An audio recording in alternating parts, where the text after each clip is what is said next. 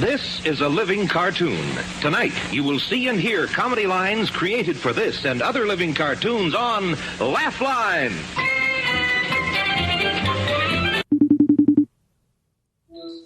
Good evening. Good Monday evening. It is a good Monday evening to you. Hi, my Hebrew friend.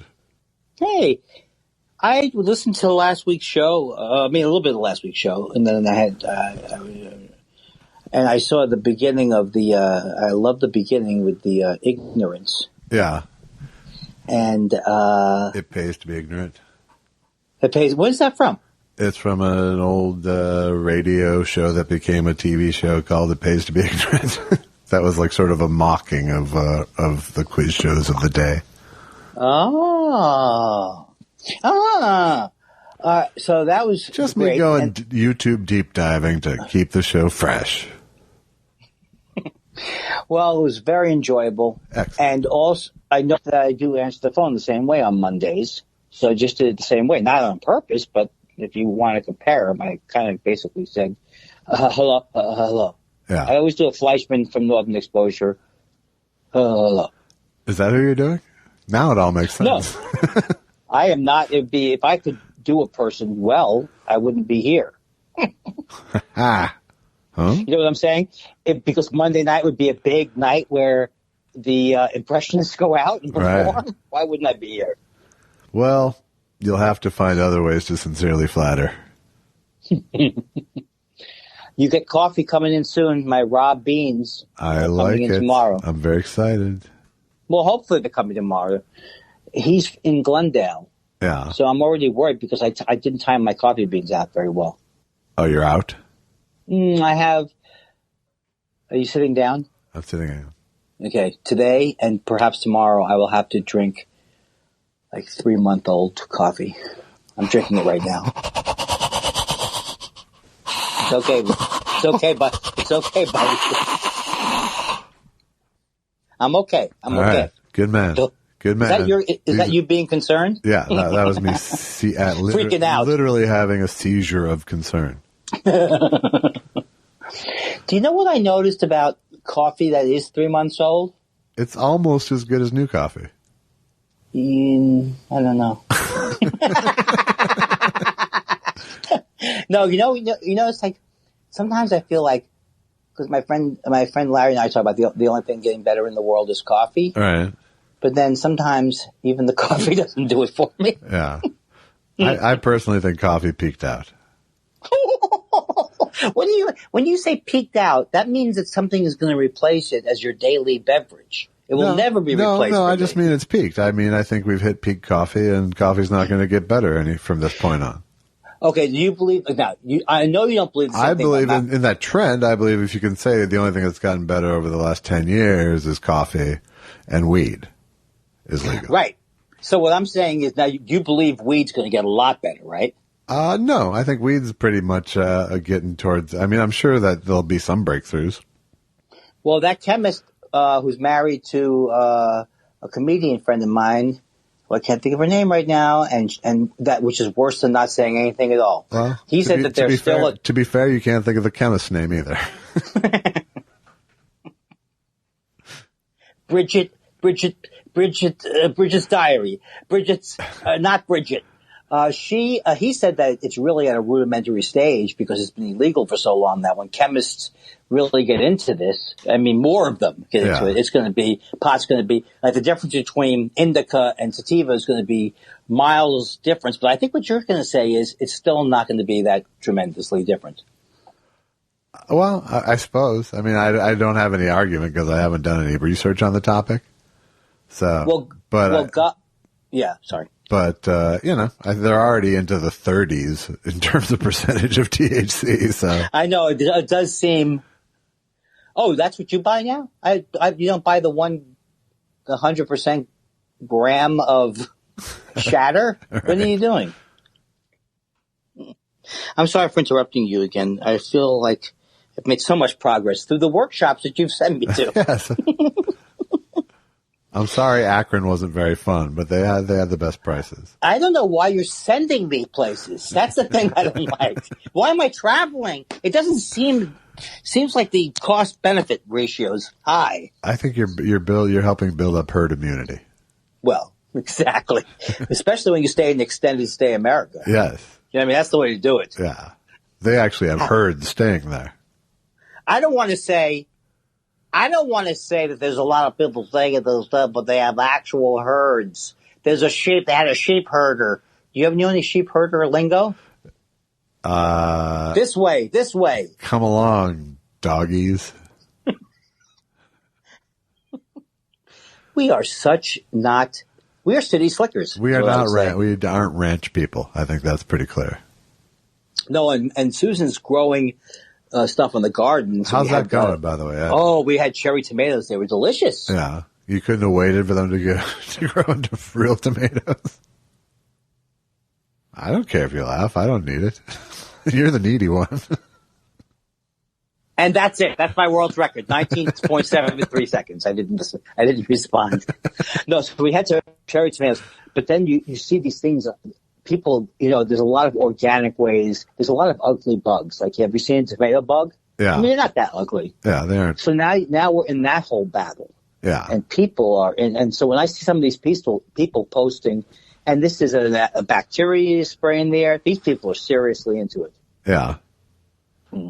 I knew halfway through that whole thing I had nothing. Just tried to get it out. Just tried to finish it as fast as I could. Hope I did well. I did well wrapping it up, right? So people are into gardening, is what you're saying. I don't know what I was saying. But I was trying to get. Much like your jokes of late, that had the rhythm of conversation. Well, so a lot of people say that's all you need in the quarantine. Don't get too funny. Just keep the rhythm. Just maintain the rhythm of life. But I'm actually fascinated. I'm not fascinated, but I think it's great what Susan's doing, because she's doing these things like where you put empty soda cans and you put them face down, and then you have this plant where you put plants in, the container of the plants, and there's a tube that goes down that you water, and then that fills up the cans, and then you have a thing, and Welcome to Rube Goldberg Farms. I realize. Would you like a $40,000 cherry tomato, Choochie? Hey, Chi-Chi. Oh, they're all named Dr. Wonderful's tomato remover. Right. So they don't want that. I've asked you twice about this already. Is Roundup good or is Roundup bad? Because I gave a lot of mixed messages. I always say, like I said last week, trust the German chemical companies. When people say Monsanto, right? Yeah. It sounds evil. But I've never done research. No, it sounds like flavor to me. But they're supposed to be Monsanto, and then they merge with somebody and Bayer. Oh, well, they do good with my aspirin. Yeah, very good. Sure. All right. Well, no, I'm not done. Don't think I. And if your crops have a headache, hey, Choo-Choo, why don't you take some of that? Let me just say, I don't feel comfortable when a German company calls something Roundup. That's a joke right there. Yes. You have to have that joke. Or you think it's too many Nazi jokes? No, I think that's that one I'd keep if I ever went. If I ever go back to stand up, I'll keep that. And you can't even say I could do that better. No, I think I'm as good. A German product called Roundup. I found a couple of letters. Oh, maybe I should get them at some point. Oh, who cares? But there were letters when I talked about the Holocaust on TV, and fans of Comic Strip Live wrote in and said, I'm a big fan of this show. I cannot believe. I don't care that he's Jewish. He has no right to bring up the Holocaust. The Holocaust on that show for me was that they didn't ever book me after I auditioned twice. Comic Strip. Oh, do you know why? Go to hell, Pat Buckles. Hey, talk about a long-held grudge. I was on a podcast today with my friend who you may know from the old days, Brian McDonald. Oh yeah, sure. Who's a story maven who does story classes, and he consults with Pixar on story stuff, and he's, so the podcast is not surprisingly about storytelling. Right. But we were talking about stand-up, and I was sort of talking about how, how commitment is everything. And I think I probably topped out, on my best day ever at maybe 97% commitment. And, and he asked me why not 100? And I had to think about it. I was like, well, because I'm just not that needy. And I realized that, because I've asked myself the question recently even about why are you doing stand-up? Because, it's not the means to any end you want anymore, But I realized is that I never did stand-up for the audience's approval. Right. Or I wasn't needy for love or approval. What I love about stand-up is a laugh is telling me you're right. That's funny. Yeah, it's just immediate. It is literally that. It's that, it's in an hour, it's people telling me I'm right 60 to 100 times. True. And it's not they love me or we're funny, it's really just you're right. You were right about that joke. That's funny. Well, but the other part of it, too, is that that's just the way your mind works. Your mind comes up with constant jokes all day long. And yet it's yet it's not a fun place to be. Well, I think you have fun when you're coming up with it. Huh? Maybe you don't. Maybe you're not having fun when you come up with it. I'm saying that you like to just write jokes. You like coming up with jokes. That was another joke. Oh, I didn't know. It was another when you said your mind is full of jokes all the time, and yet it's not a fun place to be. Is my. Oh, I just and when I listened back last week, and I thought, why didn't he take me up immediately on the yes, no, yeah? So I really need to be a better. Did you listen later in the podcast where I had the little interview with Frank Nelson? You're such a fucking idiot. I know you don't have an interview. Oh, you interviewed him yourself? Are you adding content? Yes, I'm adding content. Little clips between each night. When are we going to get? We're not going to get sued for it? No. Oh, it's public domain. It's fair use. It's not public domain, but it's fair use. Fair use. It's also nobody gives a shit if I use. Yeah, exactly. If I use a 45-year-old radio clip. There's no heat on us. Yes. So you did, Frank. You didn't. And so how did the interview go? Hello. So what have you been doing? No, that's not what I did. I played a clip of an old interview with Frank Nelson. Oh. And was he? No, he didn't Forster Brooks it, right? No, but he did. He talked about a story. Well, why am I telling you? Everyone else here has listened to it, Andy. Well, but I'm your pal. Yeah, well, go listen to our show. No. I'm actually wanting. I will listen to it, but I won't, or I will. But I wanted to know it just in terms of I'm interested in what he was like off stage. He was calm. He was telling a story about the Yes thing and how a director came on the Jack Benny show and told him, "Hey, don't do that." And then they went to rehearsal on stage and he didn't do it, and Jack Benny's going, "What the fuck are you doing?" He's like, "Director told me not to do it." Oh my God, that's so hilarious to me because that he and Jack Benny goes, "Have you heard our show? Have you seen our show?" "No, I haven't." Oh, where do they get these directors from? I don't know. Ladies and gentlemen, that's not Freddie the Corp. No, he's a producer. But again, if you listen to our show, you can hear that anecdote from the horse's mouth. Yes! Josh, you know how busy I am, jammed. I'm not saying you should. I'm just saying, don't make me talk about things that everyone else has heard. I won't make you. I brought it up. I'm an asshole. Fine. Not only will I not make you do that, I won't make you do something else that would be unpleasant. Okay, fine. Which would be involved in sleeping. Sex with me. I'm going to make Josh have sex with me. No, I don't want to. I can't be making light of me coming on to you and you not liking it. No, you should take it seriously. Oh, what do you mean? As opposed to making light of it? Let's take the podcast to the next level. I just made myself sick. And not in a gay way. Not in a gay way. No, just in a sick way. In a sick way. Yeah. Why do I have to think of anybody having sex with anybody else as a joke? I don't know. Why can't you stop talking about it now? Well, because OCD. Because I feel like if I button it up, it won't be so. Okay. Here's the reason why you edit for hours. I think, I'll button it up and I'll over-explain it, and then everybody will love me again. No, just get off of it. Why don't you get off of it and go on to the other topic? No, because I think everybody should know that I really wasn't meaning anything like that I actually was anti-gay, or I was anti-having sex with Josh, or I was really going to force Josh to have sex with me. I hope the listeners don't think that I'm going to go over to their house later with the coffee and start nuzzling up to Josh. No, not with that 3-month-old shit. With my what? Not with that 3-month-old shit. You aren't getting anywhere with me. I look so hot, though, with my stubble. Forget it. Forget it, in fact.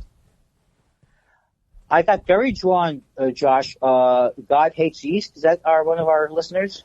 Viewers, listeners? He sent me a picture of that incredible shatter looking pure THC with one of those vaporizers. Yeah. You know what I'm saying? It's $700 later. I'm belly up, and I'm not still trying to get higher. Right. Like, is that like the thing we did on the Doug's show? Yes, but it's supposed to be. He says you don't cough from it. Yeah.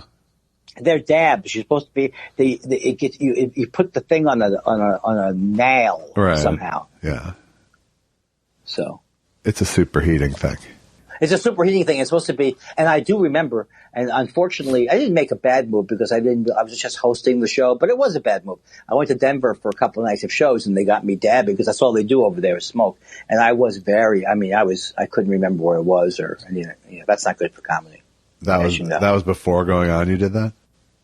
Oh, the whole night. It was because it's those, Denver has. Oh, it's like green room dabbing. Yeah, you can't go to Denver. I went to Denver by these people brought me in right after the thing was legalized. Yeah. So it wasn't about the comedy at that point. Gotcha. I still think here's what I would say. I don't think I would pay to see me if I'm really, really high. Yeah, I think that's fair. Because I've done it you've heard it on you've experienced it on the podcast. Yes. Right? Yeah. I'm pretty sure I've experienced every level of your highness. This will be great. Alex will come to town. I'll eat like 7 brownies. And then we'll, for the first time, we've never tried this before, but we'll have Alex an inch from my face. Yeah, you need to shake that one off. Oh, if I could shake that one off. I'm never going to throw that in your face. You've never. I don't think you've thrown anything in my face that I've been working on my OCD. Oh, I've thrown some stuff. Oh, you have. That's true. I don't even want to remind you. Don't remind you. You remember when you used to go? When I go, well, when I finish my album, you go, finish your album. Right. Good one. But you admitted that my good-natured pressure helped get it done.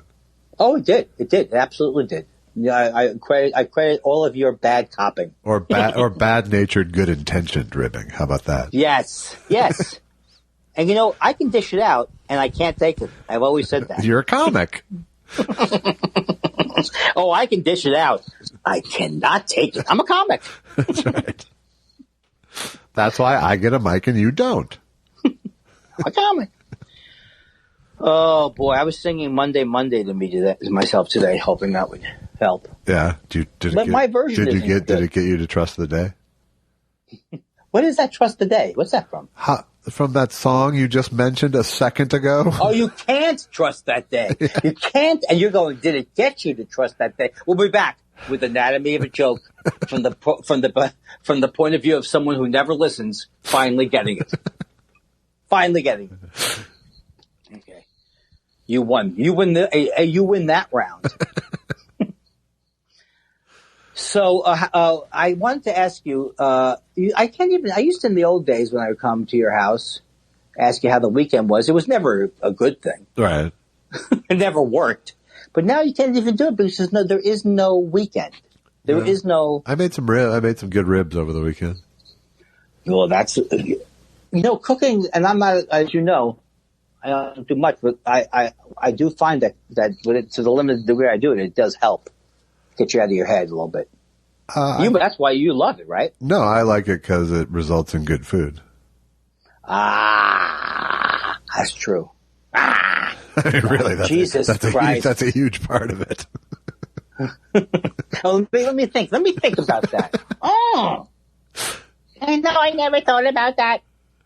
The food's good. Yeah. No, but the thing is, this has changed changed my life. We have neither ordered out, nor gone out, or ordered in. How many months has it been? Since March 12th. Yeah. A restaurant has not broken across. And I feel bad because the people at, what is that place called? What's the place that delivers? Not DoorDash, but the other one where they have a Postmates. Where they try and tell you Grubhub. What's it called? Grubhub. Yeah, they try and tell you. Do you care about the world? Do you care about us, your friends, and your family, and us dying? Well, then why don't you go do something with Grubhub tonight? Right. That's what would be good. You want to give a little bit back? Order some food in and bring the middleman into it. That's right. But you've been ordering like how much? Like once every couple of weeks. Oh, so you're like me then. I mean, you're not like you used to be, like when we would spend $300-400 a month on DoorDash. No.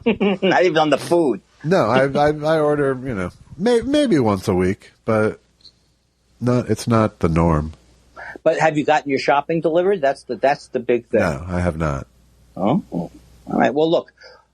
That's usually the pattern is I'll go and I'll buy 4 or 5 days worth of groceries and then I'll cook through them. And then the 6th day I'll go, don't feel like going to the grocery store. We're ordering in tonight. Okay. Well, next time you go out, because I think they're saying half the people in LA are going to have it in about a day and a half. Next time you go out, let's work on your living will. So I know. You know what I'm saying? I'm not going to replace, I just want to tell you this, Josh. I'm not replacing you. Like people get married the day after. This is not going to happen. Give it a couple of months, 2-3 months. I'm not good at being a mean guy anymore, Josh. I don't have the heart for it. No, well, when you get down to a certain amount of friends, you get a little bit more careful. Huh? You're not going to leave me too, are you? No. Hey, if you think that this is just a way for us to rip your house off, that's not what's going on here. I assure you. I assure you. Hi, I'm Tom Selleck. And what's this bullshit about fucking my reverse mortgages? Susan looked at the TV. The sound was down because he looks so depressed. Yeah, he does. All right, I squeezed out. Oh, I meant to commiserate with you. What are we going to do about the thing you sent me about the My Pillow guy, where you showed me that he's now making it on his own website, but selling them? Yeah. Well, we need to expose this guy. I want to expose him somehow. Okay, well, I would do some little more homework. Okay. Well, are you going to do it, or you want me to do it? No, I think you need to look up what he actually promised. Okay. I'm so tired. But don't you think it would be really crummy if he hadn't given one mask away? He hasn't given any mask away. You're not going to get that guy. He's like Teflon. Yeah. Which is what his pillows are made out of. That's Did you know that? Your head will not stick to my pillow. What kind of a sleeper are you? I'm more of a sleeper. If you're someone who likes to bounce up and down on your head during the night, I've got the right pillow for you. I also like how the sleep number people, they're getting more and more aggressive. They go, oh, so you're saying it helps you back. No, I'm guaranteeing it. What's wrong with this bed that you're so upset about it? We're not just promising. We're guaranteeing it. Go to bed, old man. Oh, you know what? It's not great to be alive, but if it was, I would have said it then. Right? Yeah. Are you waiting for the other shoe to drop? And by the other shoe, I'm a Jew, COVID of course. I'm a Jew. I'm waiting for the other shoe to drop. That's my natural state. And all the shoes, the thing that's terrible about that is they've all dropped, really, in a sense. Yeah, no. We're doomed. It's a Payless shoe store we're living under. We're doomed, and our friends seem to be dying by the buckets full. I don't like it. You're losing, have you lost buckets of people? No, but that Michael Brooks thing really got to me. He's a guy who was on Majority Report. Yeah. And he's like, and then Susan pointed out, of course, he's young, youngish to me. But he's not a COVID. It doesn't look like. I don't know. I haven't heard about it. They said a sudden medical condition. I know. It's just so sad. The guy was so funny, and he did great impressions. And oh man, it's just I wish I had something. It does seem. I know it can't be that. It seems like everyone's dying. I know it's also I'm dying. Not everybody is in my age group. So you people who are younger, God bless you. Enjoy yourselves. But it does seem like. I think it's a COVID. The COVID's going to be like AIDS, though, in many ways. I think will eliminate a lot of people that we're fans of. No, I'm against it. I wanted to tell you. I told my therapist about. I always tell her about embarrassing things I did in the past. Yeah. Or that I'm embarrassed by them. So I had submitted my song to the songwriters services that I used to go to before because I didn't have the energy to copyright my music. It's so terrible. Back in the 70s. Mm-hmm. And they held a contest to get a song to Bonnie Raitt or something, and I submitted it. And then they sent it back to me and put notes on this. They didn't just reject it. They put notes on why they didn't like it. Yeah. And so they put next to one of my lyrics, and I still remember it to this day, too yuppie a tone phrase is what they wrote. Okay. And the lyric wasn't a great lyric. I will admit to you right now. Yeah. But it wasn't like a Karen, and it wasn't a bad Karen lyric. So I talked to my therapist. I said, I'm just so ashamed because I called up. I was so angry. I said, I can't believe I'm submitting a song for a contest, and you're not only rejecting me, you're giving me no. I didn't ask for notes in the song. And my therapist said, she thought I was in the right. Yeah. Okay. Good. I won't weigh in then. No. This has no attachment to me. Yeah. This is not like. I will say this in my defense: it's not like mailing lyrics to the guy at the LA Times. Right. It's not that embarrassing. No. But I don't think there's anything. I mean, there's from a snooty point of view, is it embarrassing that you did that? Right. She's just trying to say, like, when I look back at all these things and I go, I seem to have this thing about you were young and you were an idiot. You were young and you were an idiot. And I think that that's a thing that it's not a healthy thing in a way to have because it's really part of a thing saying, now I must be perfect. Because I think I get into that too much. Right. Like, and so I think she's just saying, no, it made sense what you were doing. I just so much expected her to go, oh, but she doesn't ever say like, oh, what an idiot you are. But the fact that she thought, oh, I can see your point, because I was always so embarrassed by it. Right. Because I got in an argument with the guy on the phone. Right. I mean, to me, it's the only thing that is funny. But but I can see how, I see your point. I remember arguing with the guy, and he was getting so mad. He was rightly getting mad. So he puts on somebody else from the songwriters on the phone. Yeah. And I go, I'm just angry about this. And guess what the guy says? That you're in the wrong business. No, you're absolutely right, sir. Very sorry. Thank you, sir, for calling. You're a genius. You're very, you know what? You're pointing at something that's almost brilliant that we will put into our codes right now. Thank you, sir. I hope you're okay. I hope that this hasn't hurt you. He did what you do to me. You're a very smart man. He tried to humor me. Yeah. He was humoring me to get me off the goddamn phone. They probably only had one line back then. Right. You did a really good, looking back, I think you were very smart, and what you did was... I don't know what's so thrilling about is it true. I really don't know. I'm not the only man in the world. There are better men than me. Of course, you'll have to show them to me. No, I've had a little success with it, even recently at 88. So it seems quite true. All I know that when I get an erection, I black out. Hey, Hart. I'm sorry. Who answers hey haw? Mm-hmm. Hee haw, George. And by the way, hee-haw, we're sending you $50,000 from Europe, schmeek, and give Zuzu 12. Hee-haw. Is that right? Oh, yeah, you nailed it. Okay, I'm sorry I'm late. I'm sorry I answered the phone. You're not late. You did answer the phone weird. Part 2 is you answered the phone. Weird. That's true. Because you know what it was? I'll tell you what it was. I should have, by all rights, I'm supposed to say ready when I'm sitting down at my podcast table. All right, when you're ready. Right, but I was walking from the living room into the office with a little of iced coffee, which I already know is breaking Z rules. But anyway, let's put that nastiness behind us, right? Of course, that's the whole point of all this.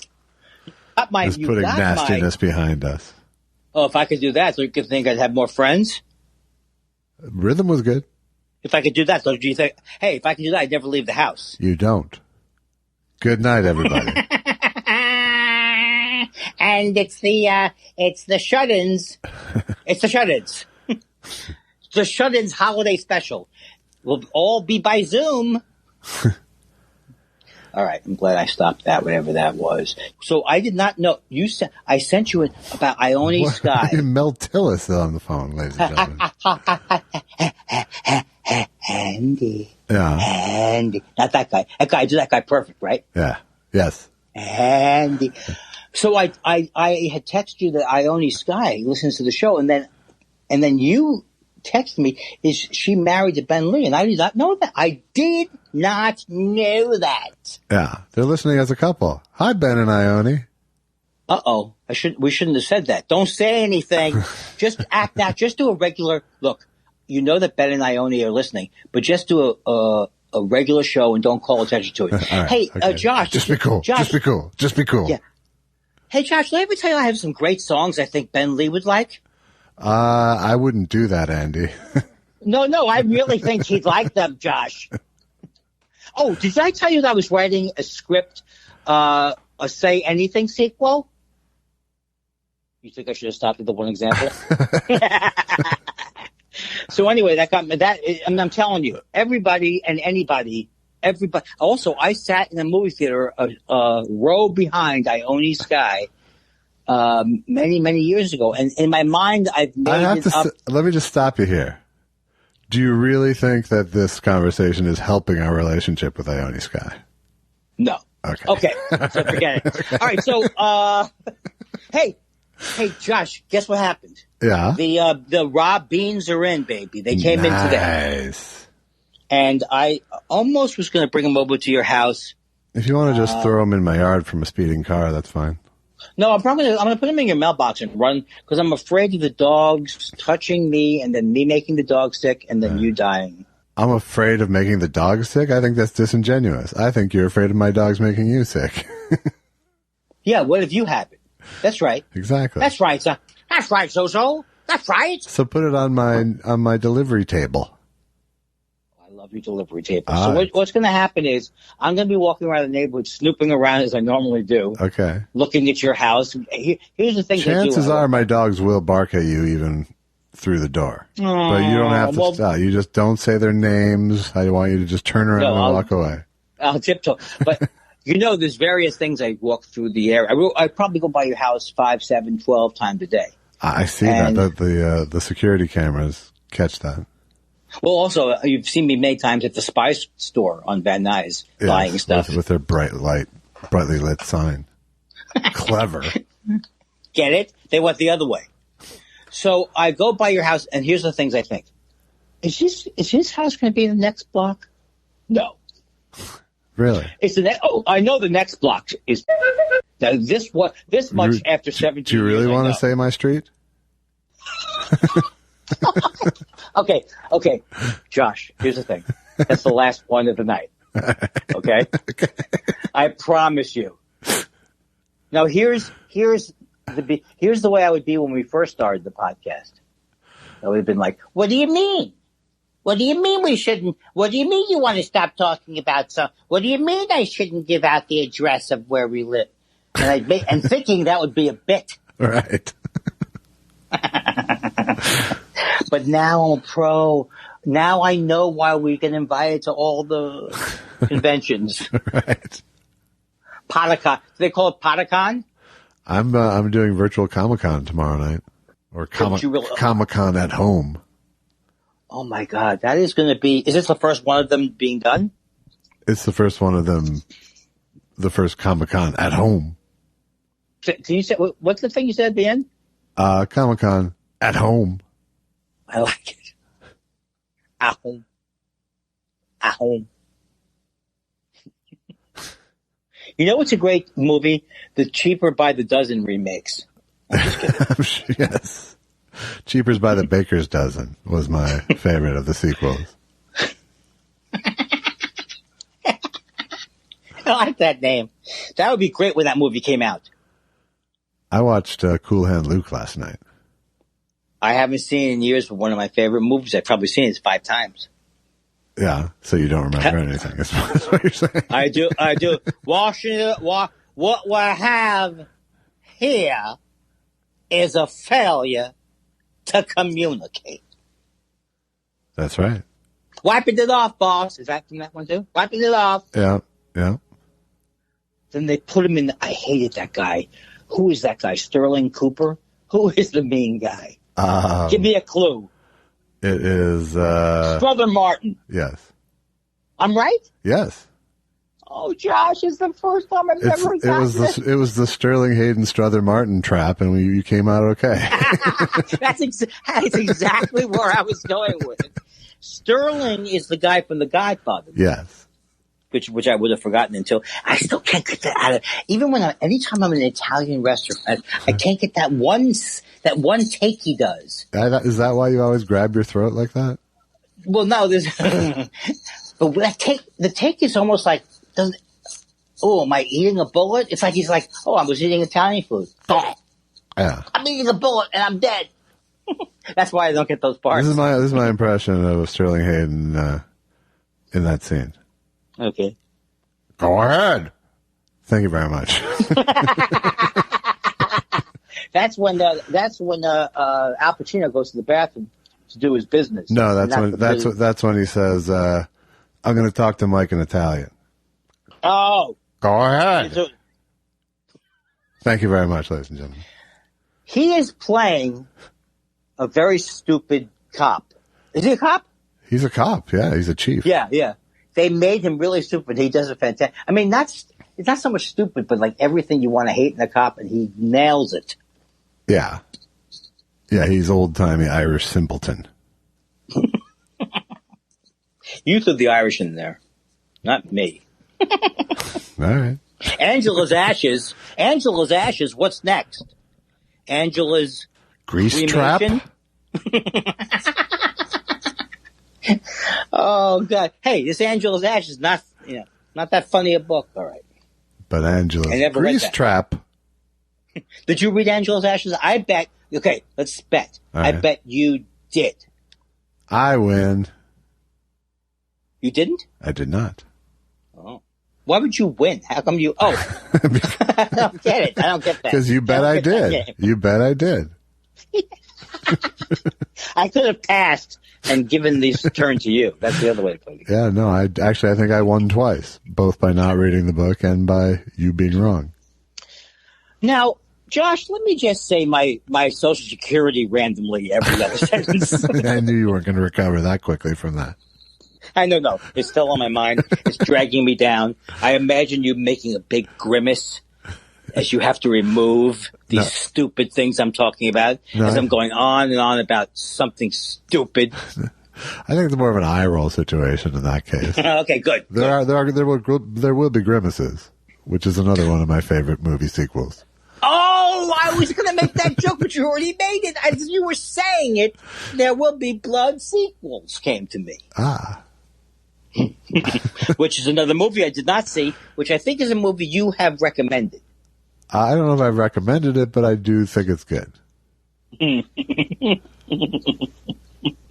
don't know why I laughed like that at the end. I watched The Firm over the weekend for the first time in a while. Also a solid movie. Is that a Tom Cruise film? It is. That's not The Handling the Truth, right? No, that's not. That's a few good. That's A Few Good Men. Oh, okay. And this one is he a sleazy guy at a firm? He's an innocent guy on the verge of becoming sleazy if he gets drawn in by the evil firm. And is it somebody I should know who did, like Michael Cimino? Not Michael Cimino. It was a Sidney Pollack movie. Sidney Pollack. I love his directing. Did I tell you I met Sidney Pollack? I didn't meet Sidney Pollack, but I observed him shopping at Whole Foods in Brentwood. Yeah, you did. And the fact that you think that's a story for the rotation, I have to say. No. You know why it's not? You know why I think about it? Because it's one that always goes hand in hand with the Jeremy Piven story. Yeah. See, the Jeremy Piven story, at least it's a story. No. What do you mean, at least? Yes. That's one of the best. I saw Sidney Pollack shopping. I'm sorry. That's not a story. Excuse me. Like when Trump says that? Excuse me. The Jeremy Piven story is a classic. No, that's anecdote. I know. That's what I mean. But you said that they go hand in hand, and I'm saying they should be separated. I'm just saying I don't have any good stories. Well, the Piven's a good one. Piven's a good one. That's one. I think there are a lot of celebrities who, as they get older, they repeat their stories over and over. I mean, I do that too, but I mean, I think that's true too. But what I'm saying is that's not a story. Well, you talk about my hilarious. No, Sidney Pollack. Okay, let me tell you something. So I see Sidney Pollack. He's at Whole Foods, right? He's in the produce section. Right. I think, should I go over and say I'm a big fan, or should I should I creepily watch him? I think I'll creepily watch him. Have you heard this before? Yes. So I said from to the myself, inside. I was going to say, Sidney Pollack, it's interesting that you're in the produce section because it's a tomato. Sorry. It's interesting that you're in the produce section because you produce some of the finest movies I've enjoyed over the course of my life. And he dropped his eggplant and he said, "Are you fucking kidding me? And you're not successful?" He was playing a tomato.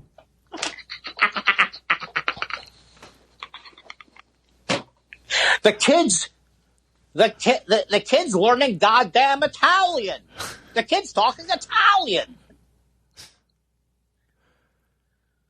Sidney Pollack fun. We miss him. God bless you, Sidney Pollack. Rest in peace. No, this is Sidney Lumet. Oh, that's different. See how funny that is? See how funny? I forgot to tell my brother the joke about my dad being the son of Sam. If anybody would laugh, maybe he would. I don't remember the joke about your dad being the son of Sam. Sam Kindler. Kindler. I watched the Sidney Lumet documentary too, not long ago. Ooh, what was it on? It's on Amazon Prime. You don't have to get upset. All right, just calm down. I get it. It's on Amazon Prime. What, did you have a bad experience with Amazon Prime? What's it called? Lumet. Something like that. Okay. Yeah. And was it good?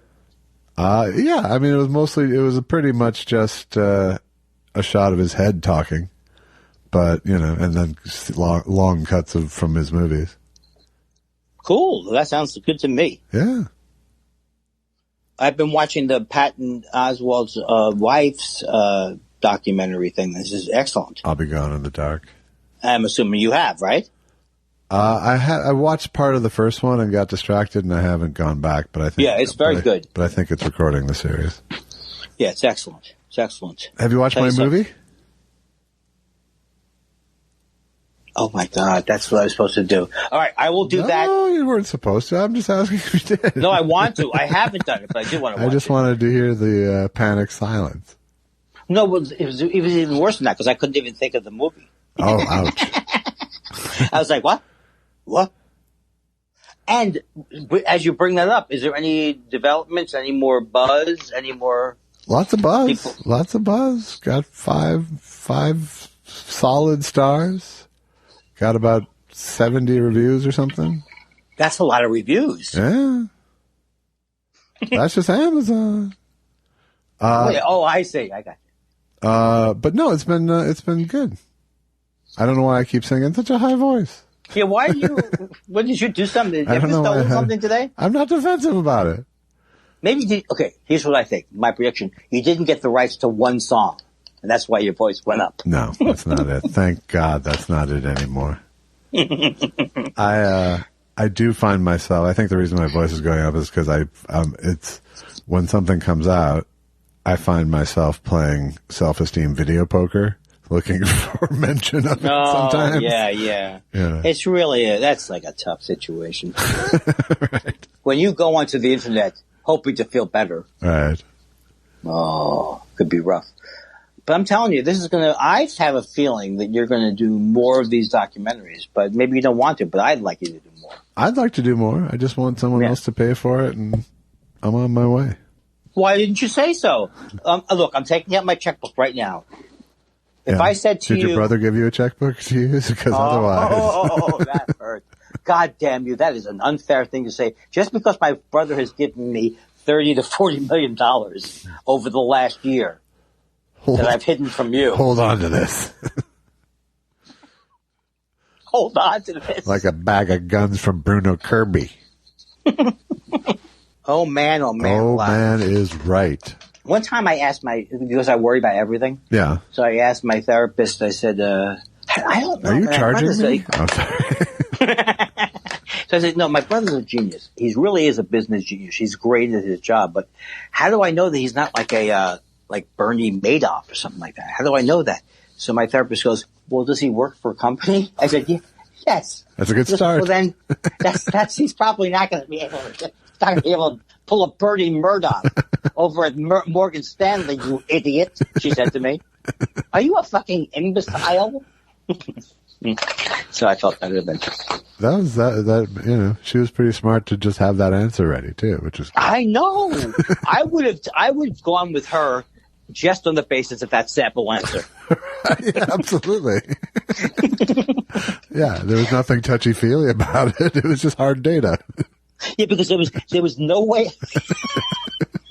And it was important hard data. It got right to the core. Right. My issue was. Yep, answers that. Not really a gray area here. And meanwhile, I didn't see that at all. It didn't occur to me at all. I kept thinking so what if he kept it from his family all these years, even he wouldn't tell me his brother. Yeah, but he probably wouldn't keep it from Morgan Stanley this long. No. If he's working for Morgan Stanley.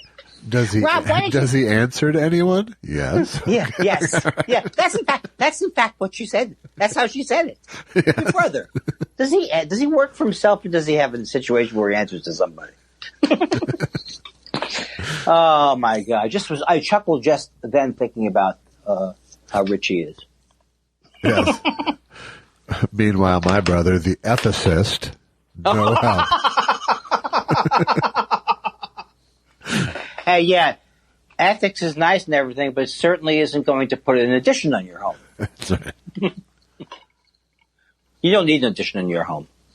No, my brother has found a way to turn ethics into gold. What if he told somebody? He's got the greatest ethics scam going. Or what if someone said, "Look, I studied philosophy because I wanted to get a job." Yeah. When I got out of school, I don't know what I was going for there, but it seemed good. He heard all those jokes when he was getting his PhD. So. But it is kind of ridiculous that people go, "Oh, you majored in English literature?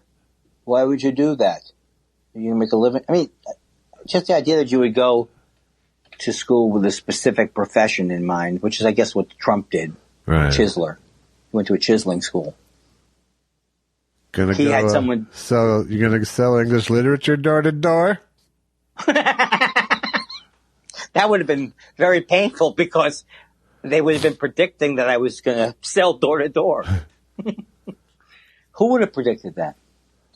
That was a bad move. I still don't see what I learned from that. There is a way. I think you do learn from every horrible thing.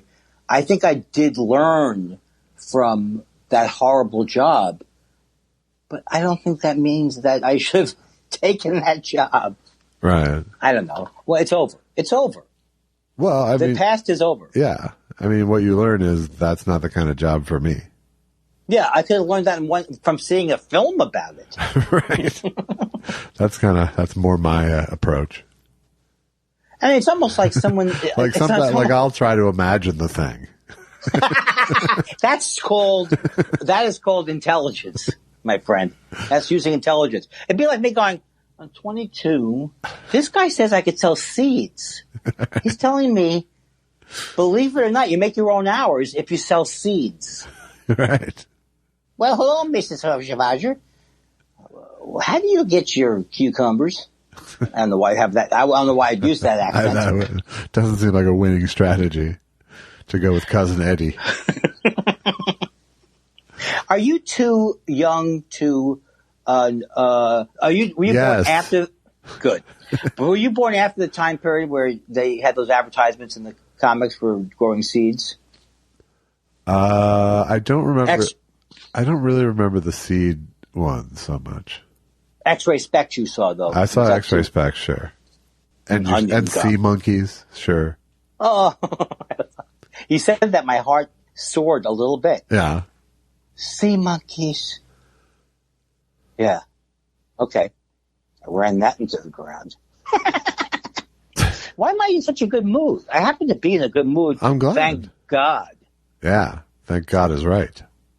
Because you know how it is when I'm the other way. Yeah, I just don't have the fucking energy to shovel you off the pavement today. So I'm glad you're buoyant. I like that character, that person, as the guy who's doing a podcast. Like yeah, I gotta fucking pick Andy Kindler up by his stupid head tonight and bang it against. I might as well bang it against the table. I like to think I call it Tough Love McGee. Oh yeah. Oh no, I'm very happy. I'm speaking to Screwy McGurk tonight. He's the only person I've ever seen small enough to be in a fetal position in a phone booth. Is he? Am I getting put down by Dennis Miller a little bit? A little bit. Oh, that's Tough Love McGee is really who it is. Josh, I have lower back pain. I do not want what you had, which is an operation that doesn't work out. Don't hang up on me. Don't hang up on me for that one. I won't. But how do I know it's not? I don't need a thing. Oh, thank you. Can you diagnose it from that much information? Yeah, you have Jew. That I know. The word was like, what kind of posture do you have? Horrible Jew posture. You don't have Jew posture, though, I don't think. A human candy cane.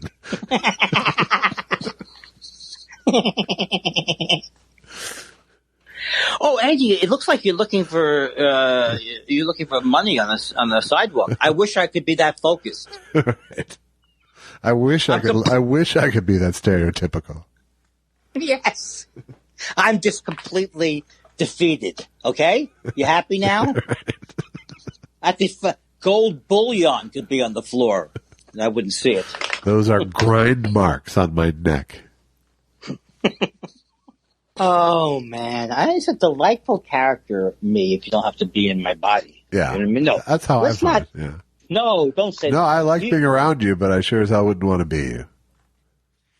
That's true. And I wish, for God's sakes, that you'd stop saying in front of me, there, but for the grace of God go I. I'm right here, Josh. Oh! There, but for the grace of God go I down Avenue. Now, you know the back door to your house that's catty corner to the secret key, right? Now, you know when Allison sunbathes naked on Wednesday mornings when she gets your tea? You know that rock that you keep your key in that's just a slightly lighter color? Now, as you're saying that, I really want to say I'm so happy. You said stuff that you know it's not going to be put in there, and you had some verb to it. Yes. I wish I should say like 9 more things that would get me into, I'm sorry, I ever apologize to Seth Rogen, you fuck. What if you leave something in? This is the way it happened on The Honeymooners, where they kid around and then he mails the wrong record. That's the soundbite I used to advertise the show on Twitter. What's that? I'm sorry I ever apologized to Seth Rogen, you fuck. On the next Thought Spiral. Yeah, that did me a lot of good, fuckface. The guy can't throw me a bone. I can't be catty corner to the neighbor and neighbors for. Huh? I'm still slamming him. I'm still trying the same. He threw you slam. the bone of forgiveness. Just, as I'm saying this, I have to go check to see if he's still following me. That's the worst part about Twitter, is that someone like me who like to pride themselves on not caring about what the audience thinks. Yeah. I always get disappointed when something I think is good gets nothing. This is stupid. What is the point of it? It's not the point how many things it's going to get. That's how you know that your narcissism has overtaken your soul. Yeah. Or at least it's also how you know if it's good or bad. Oh, okay. Well, then maybe I should. You motherfucker. I know what you're doing now. Why am I cursing so much? I don't know. This kind of talk leads to pussy liquor. Hey, pussy liquor, I barely know her. Stick that in the mix, okay? Please. Right, you got it. Just stick that in the other thing, because I hear that character taking off. Yes. Disgusting Kindler. Slim Kindler. Oh, my God. This is one of my best conversations. And this was an easy one, because here's a horse, he got a big head, and you try to do the same thing with the jaw. So it's a jaw character, always based on that. Howdy, I am Quick Draw McGraw, the world's fastest gun, and don't you forget it. And I am Babaloo, his sidekicks. Quickstraw could be nothing without me. What'd you say? I say, you're the greatest. And whatever, and there's no difficulty in going back and forth on the voices, because they're not voices, they're characters. And when I think of Baba Louie, my whole body can be going, hey, Quickstraw, don't you think? And he's like this. He doesn't want to get in trouble, but he wants to make his point, you know? And when Quickstraw, he's a big blustery guy, and that helps to get it out of the chest, you see? So it's like a chest tone. Good evening. Good evening to you. Good thing it's not a quiz show that I have to answer the phone cleanly. I feel like I just saw you, and I think we can reveal to our fans, I spell it P-F-A-N-S, we saw each other today. It's true. We always have a Friday afternoon. It was fleeting, but it was nice to see you. Well, I had ice cream. I couldn't stay long. Yes. But it was. You looked adorable with your shorts and your backpack. You looked like you looked like a camper. I think if I was abducted and chopped up and killed, it would look cute going, you know what I'm saying? Look, but I think you could have disappointed a child abductor today. You're not cheering me up. I didn't ask to be cheered up. I guess I didn't ask to be cheered up. No, is that what you want? I'm sorry. Let me switch gears. I'm not a child. Hey, champ. I'm not someone who would take a child, right? No, I'm saying they would take you thinking you were a child and then be very disappointed when...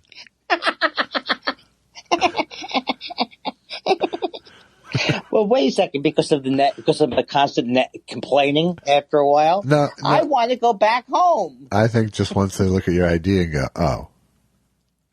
Nice. It sounds like a great sitcom, and you know it is. As they drive by and throw you out the door at Jimmy O's. Mama, throw the Jewish boy from the car. No? Okay. Well, we kind of saw your process there. Hey, and to people who say it's First Thought Theater, I think you can verify that I went through many different phases. That's right. Happy anniversary. Can you believe I remember that it's your anniversary? You did, from this afternoon. Yeah. What? Yes. Fucking liar. Wow. I still like when I pointed to, my favorite move was pointing to you, and so to throw off the neighbors who'll be looking at me passing you a joint. Oh, right. And then I say, "What's this, Josh?" And you go, "What?" I said, "Of course, you had to look. There'd be no other reason for me to be asking." But this is the kind of thing that I think people hear and they go, "I wish I was near Andy and Josh. Maybe I'll buy a house." Yes. We would love that. We're having a listener house party. No, okay, sorry. Okay, I stopped it. I did have a note for you. Yeah. For both of us. Okay. This is from Rob Beans. Okay. Hey, Andy. Sorry, this isn't my best work. That's terrible. He had this stuff left over. He says, well, Buster Beans are not normally good, but what are you going to do? He was going to just throw it around or throw it out and give it to the dog. He goes, glad you enjoyed the Timor enough to purchase more coffee. This is where the big boys step up. Yeah. As opposed to, hey, Rob, I really like your coffee. Could you send me about 9 more samples? He goes, this ain't your father's medium roast. That joke killed me. Yeah. I don't remember doing that joke. Do you? I think you did when describing it to me. Yes. So Rob listens to the podcast? How do you think? You're the one who gave him my address. What are you talking about? He said, "Dear Josh and Andy, I would love for you to try some of my coffee." Oh, right. Yes. Okay. Boy, now there's a person with a good memory because this really was like 7 months ago. Yeah. Okay. I don't know. Thought I would clear up a point that came up on the podcast. It's true that East Timor is east of West Timor, as Josh put it. But also wanted to mention that Timor is in Indonesia. So he goes, so enjoy that little fun geography fact, choo-choo. Speaking of Indonesia, my roaster's choice for this week is from Sumatra. As a thank you, I have also included a complimentary mug for your mug. Thanks for the laughs, as always. Excited to hear what you and Josh think of the Colombian. Wow. I will give you some of the Sumatran if you would like to try some of that. I like Sumatra generally, but do you really? I do. Yes. Oh, okay. Yeah, you're in. But then you have to see me again, or another awkward thing, right? I'll do a cost benefit analysis later. Hey, you haven't tried it yet, right? You didn't get a chance. I have not. No. Okay. So anyway, thanks for the laughs. Thanks, Rob. Thanks. I forgot. I'm sorry, I forgot that I already was in contact with you. You know, it's unbelievable that if somebody else forgets a thing, then I'm all like insulted. How could you not remember this? Meanwhile, I don't think I've remembered one thing the first time someone brings it up. Hey, I loved Andy's mother, Sylvia, in the last show when he pretended. I have no memory. Do you think it's I have to keep my mind fresh for the podcast? Just person, woman, man. My favorite part is the guy's look. I don't know who that guy is even, but the look. Yeah. The look on the interviewers. They're almost like they're gobsmacked and they can't believe. He's like playing it straight, and then at the end he's kind of like, yeah.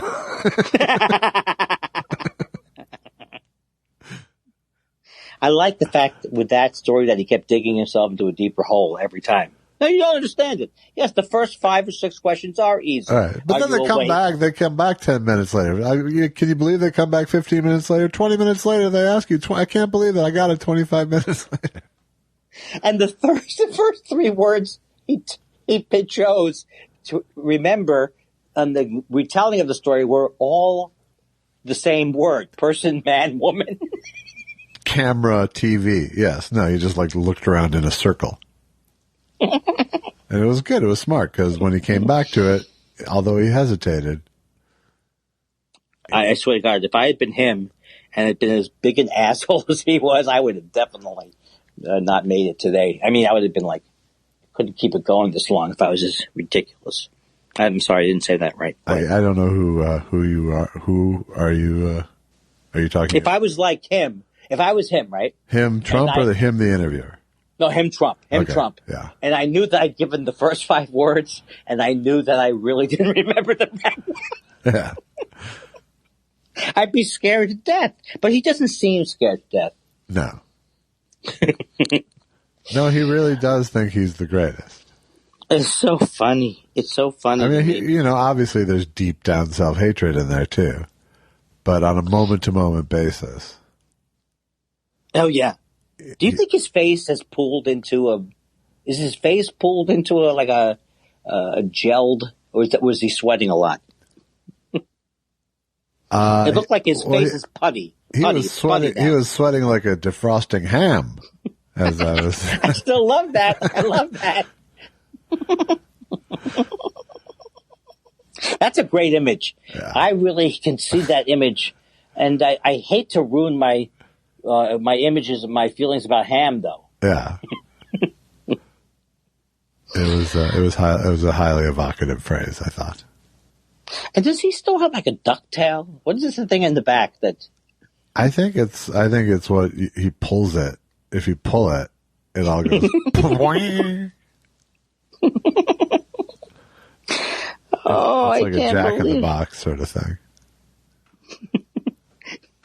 You wouldn't believe this you wouldn't believe it if it was in the story is most used now as the virus doesn't care if you're Christian. The virus doesn't know how to do arts and crafts. Right. The virus doesn't like Fridays. The virus is just as happy with a Democrat or Republican. The virus, yes. Yeah, the virus is thrilled that you don't care about it going over different borders. It's not your first rodeo, right? The virus will pick up your check at dinner just so you'll come over and thank the virus, and it can infect you. That's how crafty this fucking virus is. The virus doesn't know cursive. It doesn't care about cursive. Right. Boy, oh boy, if we don't make it from this thing, it's still a lot of fun. That isn't it? Our podcast will be the Titanic band playing Nearer My God to Thee as we all go down. You know what you're saying though does remind me that we are living in a time period where if they do look back, if there's any evidence, they go, what a bunch of idiots that these people were. There's no justification for this. All they have to do is they can just look up the graphs online. They don't even have to. They don't have to discover our civilization. That's right. See, they wanted to bend the curve, but they look at the European Union. You'd think an idiot would be able to figure out. Don't touch each other. Don't touch each other. That's a bunch of countries. Not all of them smart. Look at their curve. Yeah. Historians don't know why they were so anxious to kill their children at school. They really sacrifice their kids. They really wanted some alone time. That's how bad. These kids, it's worse than death if these kids don't go back to the goddamn school. You don't understand. They'll start shooting each other. But you know what? As long as you and me and our survivalist prepper friends are looking out, that's it. Yeah. I was good till that last statement. I'm not a survivalist, but I've made good friends with some. And you had a nice time. You told me you drove up the coast today? Yes, we had our little, that's what passes for an anniversary outing these days. We're taking a drive, honey. Let's take a drive. Roll down the window. Don't touch anybody. That's right. Let's get an ice cream. No, we're not getting an ice cream, Allison.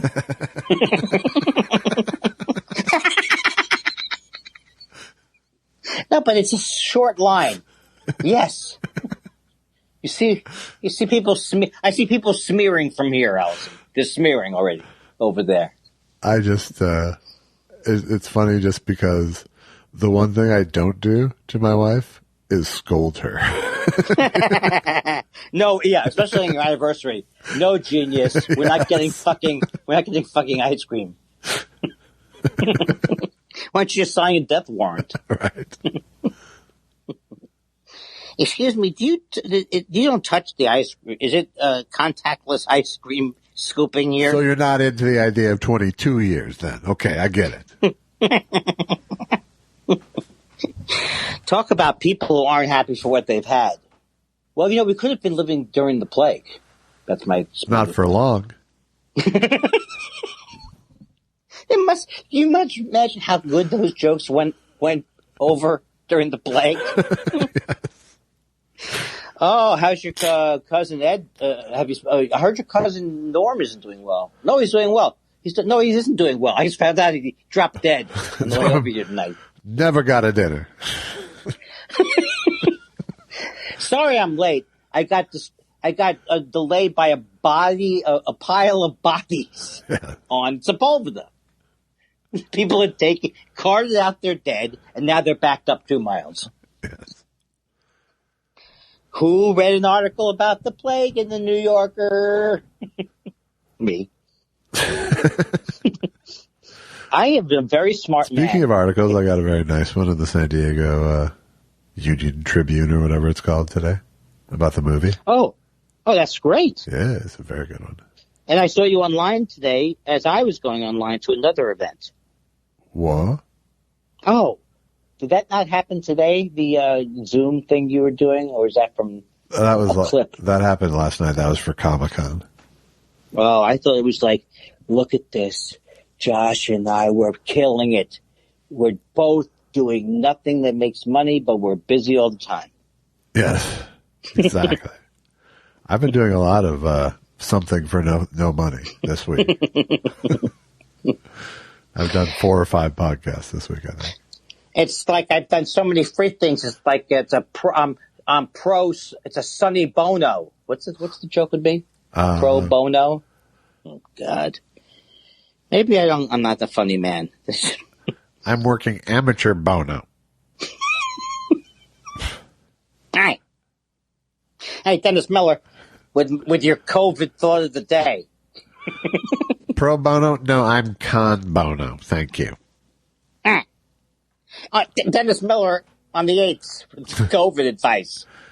Hey everyone. Hey, put on a fucking mask, okay? I can't see your... Cha-cha. That way I can't see your jaw fucking drop when I make a joke that doesn't make sense for 3 weeks. Yeah.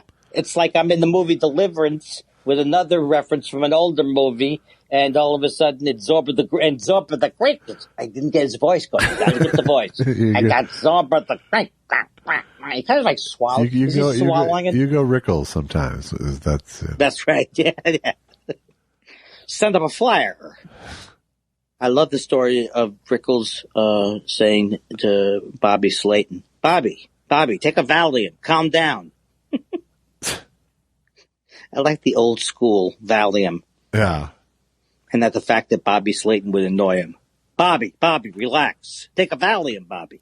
Take a Milltown or whatever those are called. Yeah, Milltown. I think it's Milk House? Something House? Milltown. I don't know. I love that name. That's my favorite name. I know it from a fucking Alan Sherman song, I think. Milltown. Milltown is what I think it is. Yeah. You had a little bit, I don't know, something with, I'm not sure your relationship with Alan Sherman was that healthy. So back on it now. No.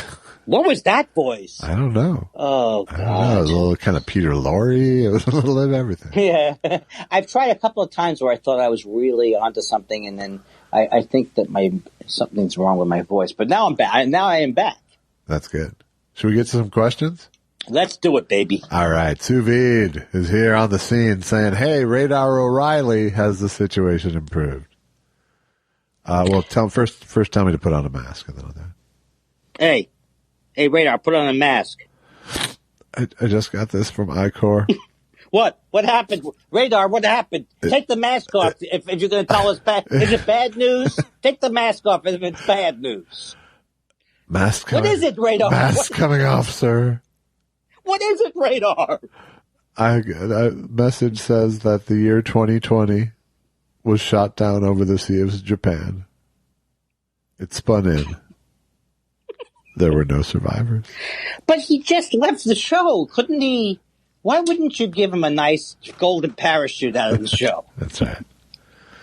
His body was cut up by the helicopters of another vehicle. He was found no longer castable. Severed. His head was found severed. There were no survivors, even in his head. He spun out. Okay, that's getting dark. Okay, just stop. Okay, I'll stop it. I'm sorry. Kidding. I was kidding. I knew it. I knew that. It's a different tone. You had a little bit of you had a teasing tone. Yeah, thank you. Okay, good. I'm glad you're hearing the difference. Person, man, woman, child. Mark Thompson says, Josh, not sure how to break it to you, but I think there's another alternate version of Michael DeBauer, Who Do You Want Me to Be, out there. During the credits of the version I got, Andy is singing Karen. It's crazy. Oh, that would be good. Can we do that? Yes, we can. Karen. Jason Parton says, I think Andy accidentally named his next album on last week's show, Laugh the Laugh of the Desperate. It's pretty good. If I ever come up with that amount of material again, that would be good. We get a lot of James Mason love around here. Why not Claude Rains? I love Claude Rains. I just don't have a Claude Rains impression. I can't even imagine his voice now. Man, did Claude Rains do a lot of work. He worked a lot. Yeah, he was, I can't think of what movie he was in, but I know he was in a lot of movies. Claude Rains. What's the one movie that's in it? He was recently, I saw he was in Lawrence of Arabia, which we watched. That's where I saw him recently. He was in Mr. Smith Goes to Washington. He's been in all sorts of shit. Yeah. Invisible Man, of course. Is he he's a British fellow, right? Yeah. So, yes, I think, yes, he is British, but he doesn't always play British. He does have an American accent that he does. Right, but he definitely has that kind of very exotic look to him. He had a long, like a deep head. What does that mean? I mean, like from nose to back of the head is a long. Well, you had to back in those days. They yes. When they shot the reverse, they needed a bigger space to go around. That's why they always said, Claude, why the long face? Am I right? Still the best joke in show business. Not Tweet Bahara says, if you decide to subtitle the podcast during this time of plague, here are some possibilities. Comedians indoors getting cranky. Comedian in mask getting bagels. Comedians in need of getting cups of coffee. The first one, I think, is a winner. All right. And what was it? Comedian indoors getting annoyed or getting... Comedian indoors getting grumpy. See? Cranky. It's not memorable. Cranky was correct. Greg Kelly says the MLB season started, and I wonder if the rumor is true that Youppi, the furry Montreal Expos mascot, was portrayed for a time by, James Mason. There's not even a team in Montreal, is there? The former. This was during the 70s. Okay. It's not like James Mason's alive now either, so. What was the name of the mascot? His name is Youppi. Ooh. And yes, the rumors are true. Occasionally I would come through Montreal, and I would go to Olympic Stadium to watch my friend Andre the Hawk Dawson. And I would, that's a good call. And those days I would instead of getting a seat, I would get into the mascot costume, and I would get a good view of the game. I think you're now that was like Liars Club more than it was. Larry Harold says, Andy, you've been in quarantine for 5 months, plenty of time to sharpen your improv skills. I ask that you call Mr. Weinstein into the office and demand to know why he did not see this COVID thing coming. Mr. Weinstein! Yes, Mr. Kindler. Yes, I'm coming. Yes. Mr. Weinstein, yes. It's come to my attention that there's some kind of disease running around. Yes. I told you to get a MERV 13 filter for the furnace. Did I not, Mr. Weinstein? Before you thought another T. I don't remember that, actually. I remember you prattling on about coffee for some time and then forgetting what you were talking about. Mr. Weinstein, it Trap. I can't even keep it in one sentence. You can't even remember the premise of this bit, can you? Mr. Weinstein, please. Yes. Do go on. Yes. And when I told you that, I think I'm doing your voice. When I told you I want a 13 rating, I meant I want a filter with a 13 rating. Now you go, before you put another dot to the T. God, it's like an old vaudeville guy. You seem to have cycled around to the dot of the T thing again, sir. It's called my go-to. My go-to is just being annoyed. Mr. Weinstein, I insist. Yeah. This tomfoolery will not be tolerated. But the thing is, the voice is where I lose it. That's what they say with the greats. You lose the voice first. Right. Voice is the first thing to go, they say. That's what they say. With the greats. That's what they say. With the greats. Groucho could still run a marathon, but he couldn't talk. Chico and I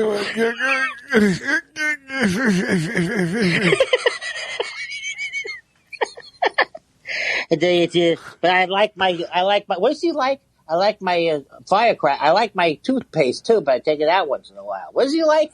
He takes it out once in a while. My cigar. Okay. You think I can remember that? Wames Jiner says, I loved Andy's contribution to the Michael Brooks Memorial Show. You proved it's possible to laugh and cry at the same time. Can I pay a deposit to book you for my memorial? Oh, that's nice to say, but I don't want you to die. He's on Cameo. Hi, man. You said I'm on Cameo. Cameo has already requested that I chop down my price. Nobody. We just asked you. Could you put it somewhere in the realistic range? Yes. What is this? Are you? Take 2 zeros off, Andy. Maybe you confused our site with the Last Will and Testament site. Oh. You're looking for pipedream.com, sir.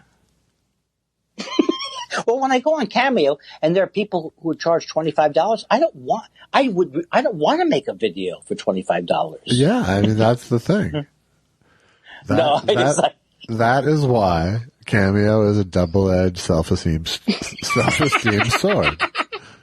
Especially when you see people, like Lenny Bruce is on there for $43. Well, I mean, it's just like you're like embarrassed if no one gets it. You're more embarrassed if someone does. I get it now. This was a fucking prank. You set me up on this, right? You goddamn son of a bitch. And I see you and Bruce and the guy from Cameo just laughing it up. First of all, it'll take him 7 weeks to make the 30-second intro video. Right. This is going to be great. Because all I've been doing all today is like, I guess it'll start heating up anytime soon. Got the old shingle out. Available, Notary and Cameo available. Thing that's coming in any second now. Yeah, any second I'll be coming in. I started to lose my nervousness whether I'll be funny enough for these. Yeah, save your nervousness. Look, you motherfuckers, put some money out there. Oh, I'm sorry. The cursing's getting bad. That's okay. Right. Did you charge extra for that on Cameo?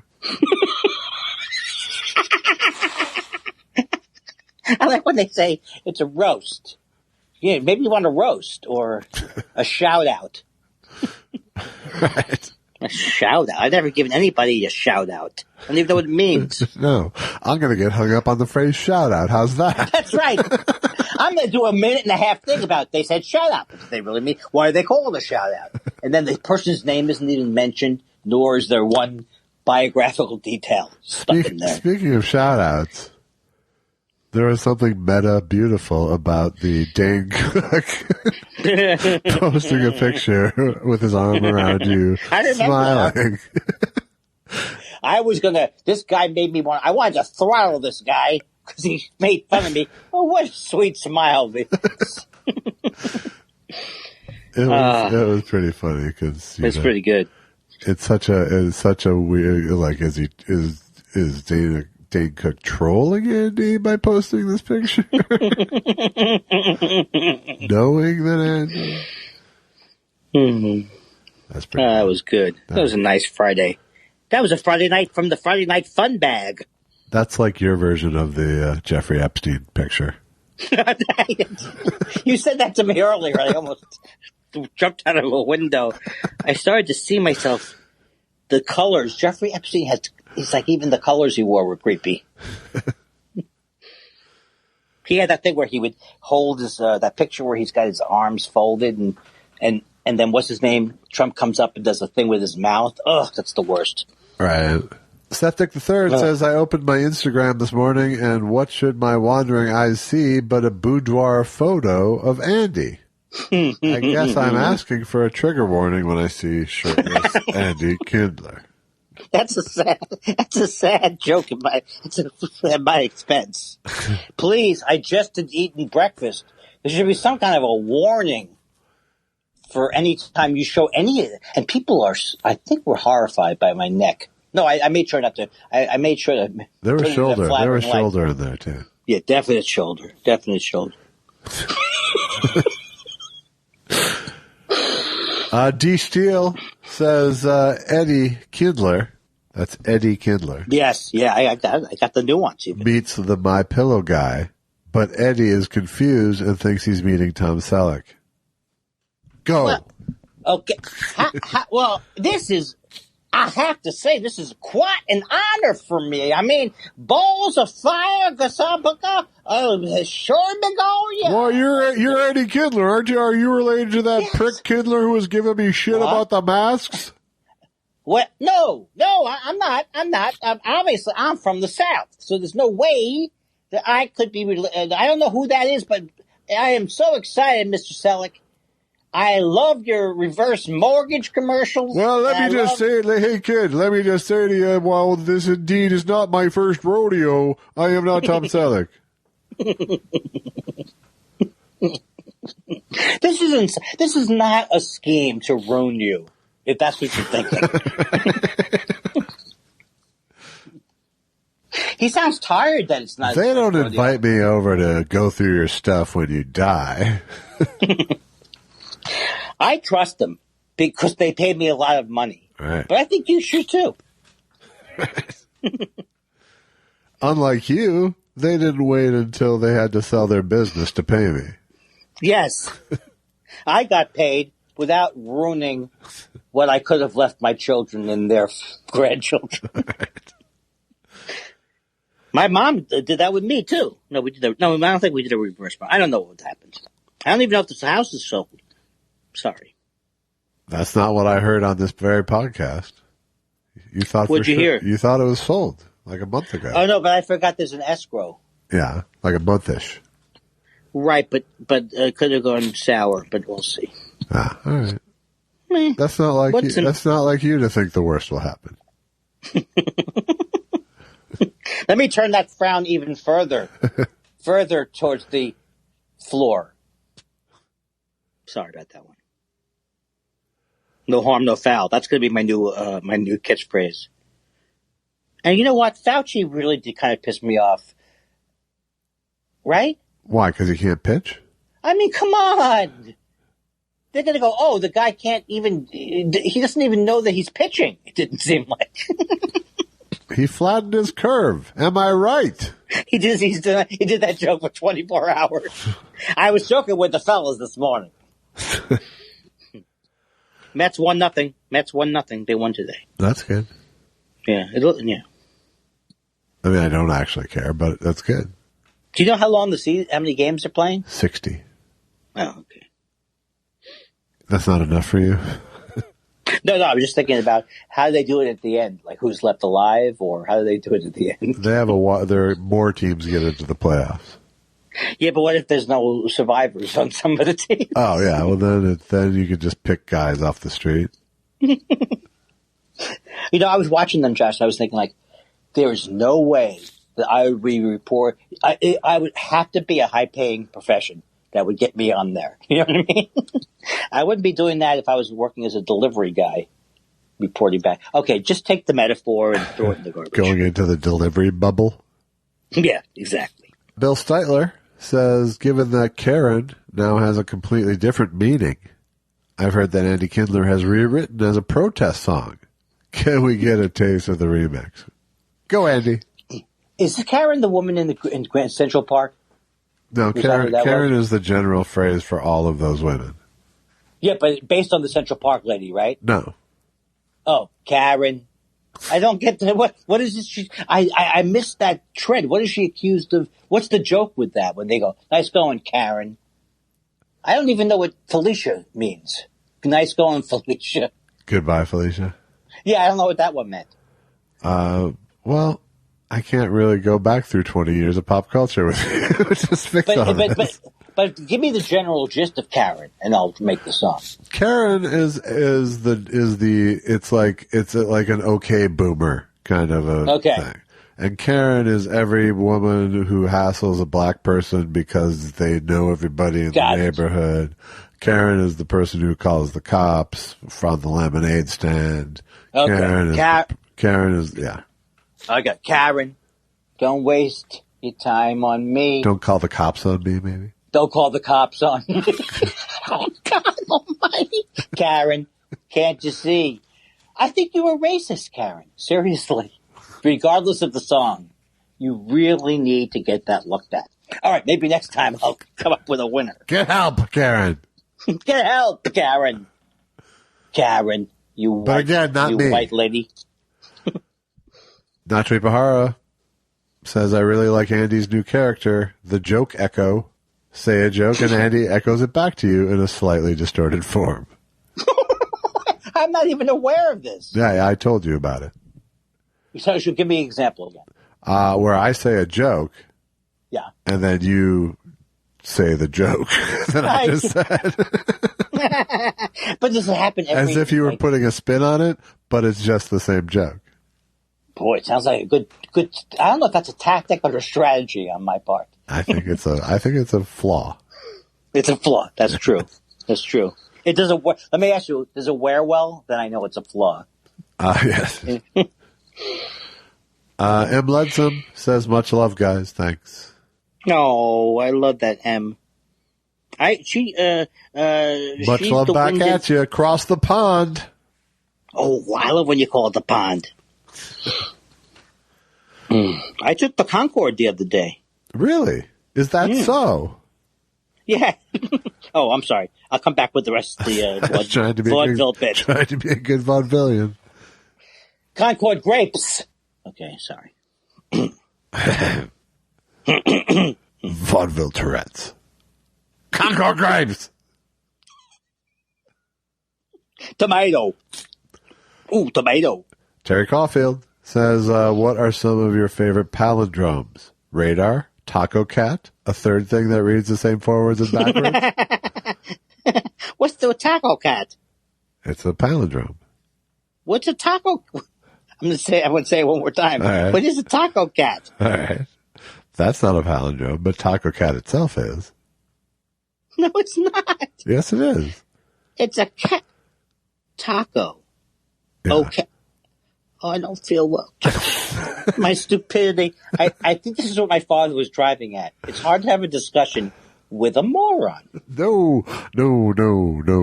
I think it means I think it means I'm sunk in the brains department. Taco Cat. Yeah. Taco Cat. Yeah. I'll think about it I'll figure that one out off pod. TACOCAT. Or backwards, TACOCAT. But there's no such thing as a Taco Cat. Well, that's a whole different matter, Andy. Oh, okay. Well, at least I know I'm not crazy. Well, I don't know if that's the case. Hey, has anyone seen where the taco... woman, person, TV. Has anyone seen Taco Cat? You've never heard anything like that. I know it's a palindrome. Hey, look, pal. And Drome. They Might Be Giants had a song called I Palindrome I. Was it good? Yeah. I'm sure it was. Yes. Julian Valentich says, now that baseball's back, wondering your takes on the piped-in crowd noise at all stadiums. Would canned laughter at audience-free comedy clubs be analogous? Thanks for what you do, gentlemen. I didn't know that this was happening. Yes. So they're making it with crowd sound, and they also have like pictures of people, I notice. Yeah, they're putting in just ambient crowd walla that they got from video game soundtracks. I don't know if I need that, but I'll take it. I think they're fine-tuning it. I understand, I understand. My thoughts are they don't know what the fuck to do, and they're trying to figure it out. Yeah. So. Because no matter how you slice it, it's always going to look shocking, but when you if I was a player, there might be something to it, Mm-hmm. Just in terms of what you're used to, and it might be better than.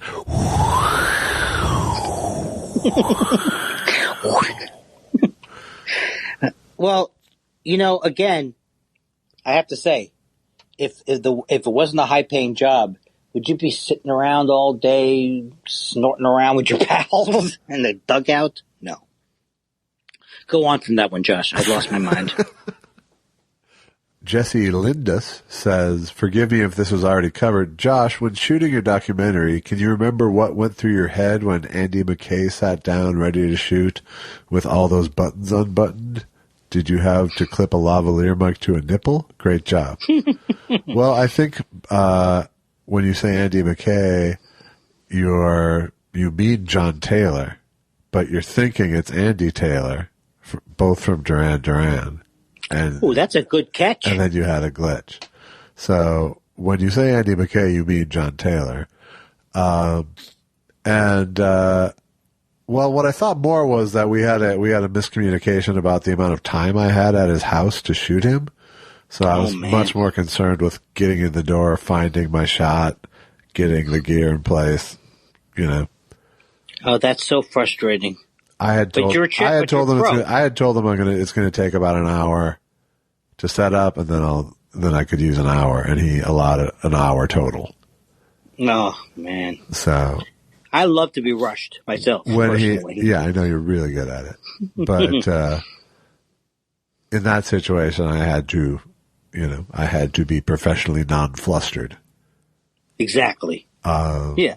And then he loosened up and gave me more time, but It is funny how people put limits on themselves because they're afraid, like, what if this thing goes wrong and I'm here for 17 hours? Right. Yeah, no, I'm sure every celebrity has their set of defense mechanisms for these situations. I wouldn't know. Get it?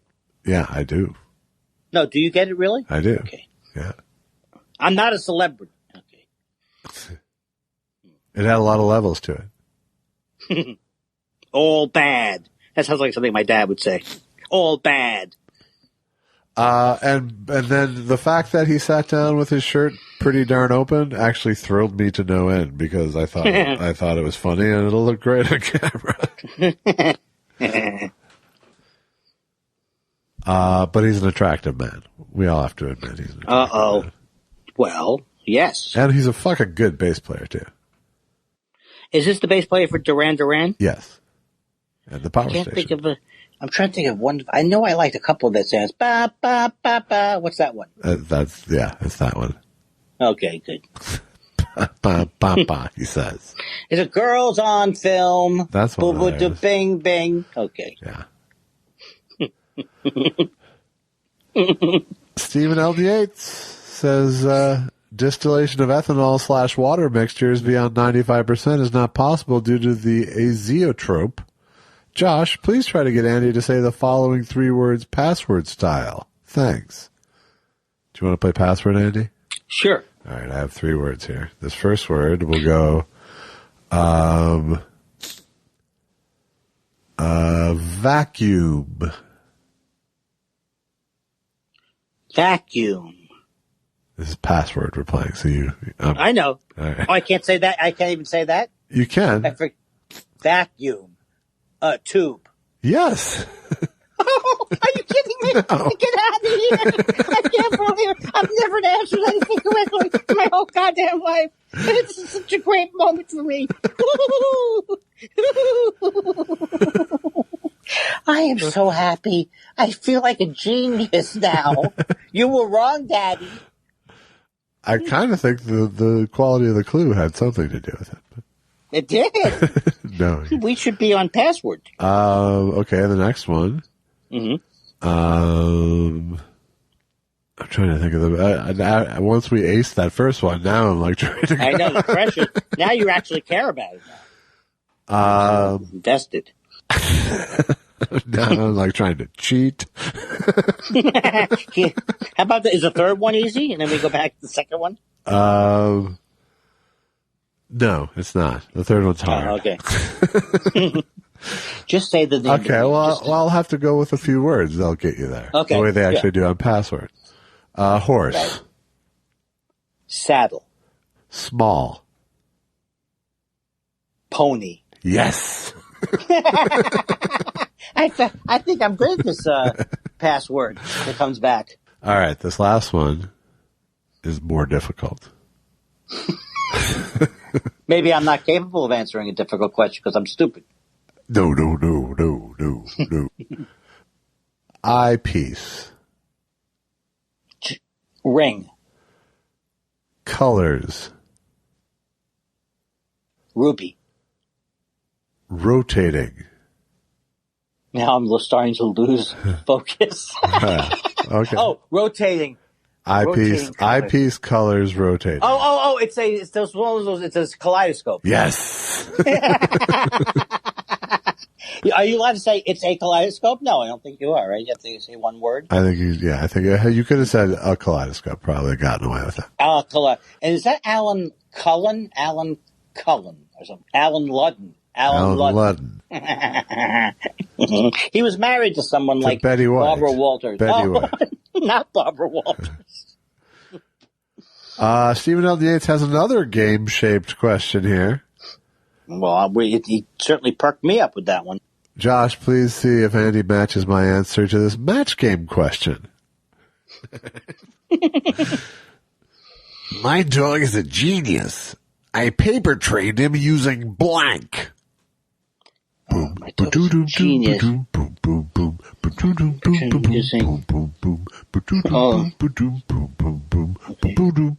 think I had. He's a genius using a theory of Einstein. No, paper trained him using something literary, right? Like the Bible. I don't know what this could be. The encyclopedia.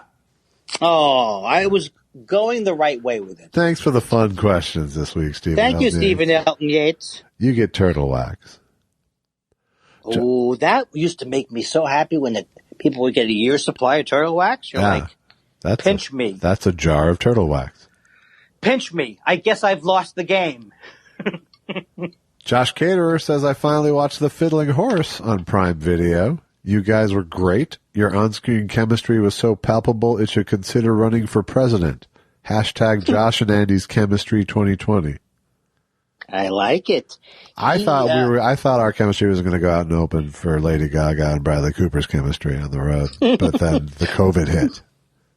I love that joke. I wish that joke I could still do it, but you can't. That's a topical joke. Yeah, it's old now, but you can always recycle it. That's what I do. Maggie Mother of Mayhem says, what inspired you, Josh, to make the movie about Michael DeBar? Were you a fan? I loved it. I was just wondering about the inspiration behind it. I was a fan in the sense, like, that I knew who he was. I mean, I was a fan in the same way that I'm a fan of Frank Nelson. Yes. No. I don't think yes. But it wasn't until I met him and worked with him that I became sort of enthralled by him. It sounds kind of like what the mission of the documentary was. Like, you kind of know who he is. Who is he? Let's find out. Yeah.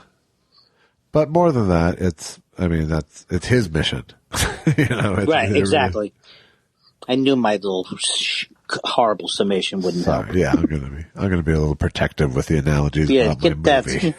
Just take the whole thing. Take the whole thing out, and what I mean is me in answering any questions. But I'm glad you loved it, Maggie Mother of Mayhem.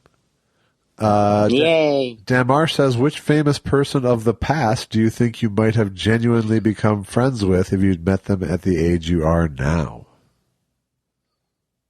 I don't know. The name Stan Laurel came to me, but I don't know why.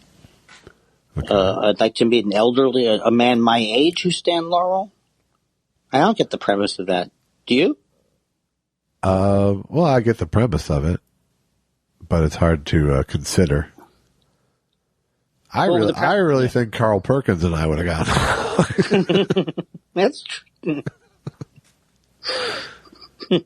That's a tough question. That's a tough. They're not easy. A lot of these hypotheticals. Dan Marsh says, "Hi guys, a 3-parter. What is your favorite cooking smell?" Bacon. Mine's probably garlic and butter. Ooh. I like that. What is your favorite flower smell? I don't have one, but lilac came to mind for some reason. I'll go with all-purpose. Do you get the joke? Yeah, that is flower. Yeah. Yeah. You thought I would be flagging it. Funny homonym jokes. Sounds like fun. But it's not. I like Gerber daisies, actually. I love them because Susan loves them too. Yeah, Gerber daisies? Yeah, they're very pretty. And what do they smell like? Oh, that's right. They don't smell at all. All right. I don't feel well. My doctor says, I'll go with roses. All right. And what's your favorite outdoors smell? I think barbecuing I like. I like post-rain. Oh, that's so much more romantic. I like it. All right. It's nice. You can have it. I'll take. Fuck that post-rain. I'm so cursy tonight. Cursy. You really are. I think you're... I know. It's not like me. It's not. Richard Cole says, I watched The Boys from Brazil for the first time a couple of weeks ago. What a turkey. 1 star for Gregory Peck's makeup. He looked ghoulish like a Scooby-Doo villain. Well, it would have worked, too, if it weren't for you meddling kids. I have to admit, it's a pretty weird movie. Of course it's a weird movie. It's a man making Hitler babies. Derek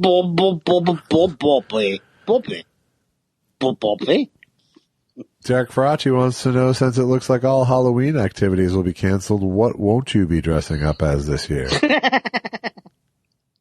The guy who answers the door a bunch of times. That's right. It's your favorite year. I'd love to be... I wish I could have gone as Donald Trump. I bet that'd be hilarious. Right before the election. Hey, I'm your worst nightmare. No, I was actually relishing. I was taking a moment to picture you dressed up like Donald Trump at a Halloween party and kind of thinking he might make hay out of that. But I think we'd all get sick in the indoor Halloween party. It would have been meta. It would have been meta hay, but still. Jeff Goldstein wants to know best Lovin' Spoonful song: "Summer in the City" or "Do You Believe in Magic" or a third song. Well, "Do You Believe in Magic" is better than "Summer in the City" to me. I don't like "Summer in the City." Well, because it's got the honking. I like "Summer in the City," but I think "Do You Believe in Magic" is a more. Didn't they do Did You Ever Have to Make Up Your Mind? Did you ever have to make up your mind? I think so. I think I like that song. That's a great song, too. I also like Welcome Back. That's just John Sebastian, though. No, that's definitely Loving Spoonful. No, it's not. It came out before. That was the thing that was amazing. It came out 10 years before Mr. Cosby. We're the same. I like when they go, and the same, and the who, and the hippie-doo. Did you see how they use it in the Applebee's commercial now? Yes, I did. That's why I'm singing it. And they open it with "Welcome back to that same old place that you laughed about," and it's an Applebee's commercial. So, I think someone's having fun over there, and nobody else knew. To the same old food that you laughed about. That was you doing the same joke, basically. Why can't I shut my goddamn trap? But at least you zagged more than usual. Yeah, it was really. And on a better day, you would say, I may not point that out. A.D. Morgan says, last week I did a live gig. It sold out in hours with me as the headliner. Of course, social distancing meant they limited the audience to 30 people, but it sold out in hours is what I'm getting from it. Just a taste of the future for yourselves. And my recollection is A.D. Morgan, you're in Australia? Is that? Yes, he's south of almost everywhere is his location. So yeah, I believe. It still makes me nervous. I feel like I could get COVID just from the anecdote. Very funny, Andy. You really picked it up. You really picked it up versus getting the letters. I was worried there for a second, but Andy, I'm calling you after the podcast. Andy. Yeah, Josh. I just want to say, great job with the letters. Oh, it's so odd that you call, right? I just think you were Johnny on the spot tonight. That thing you did with the A.D. Morgan letter? Woo. Yeah, I'm still laughing. I told Allison about it. She's like, you know what? It's better than our anniversary. I think I'm losing my teeth or something. I feel like I'm drunk, but I'm not. No, you're stoned. Oh, I forgot to smoke. That's it. That's it. That's the magic.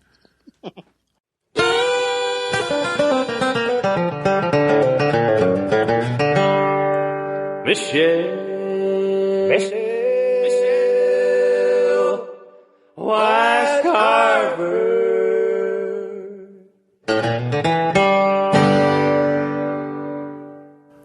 By the way, my show Wise Carver, I'm doing a mime bit now. You don't know, inside baseball. Michelle says, Josh, the panel with you, Bill Corbett, and Joel Hodgson was extremely cool. Thank you. As was the live stream of Glenn or Glenda by the Mads Are Back, which is Trace and Frank, and the live Riff Tracks event. Been a good week to be a Misty. Also, seriously, Andy, when the fuck do you sleep? Never? I'm laughing because I do think I might die if I don't get some sleep. But it's true, though. Less and less. But then some people say it's because I'm older. Maybe I only need 30 minutes a night.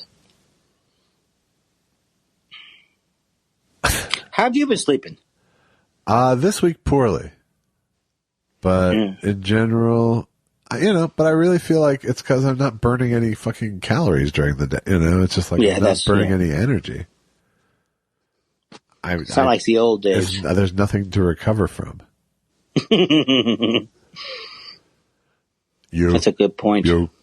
Yo. Yeah. Yeah. Yeah.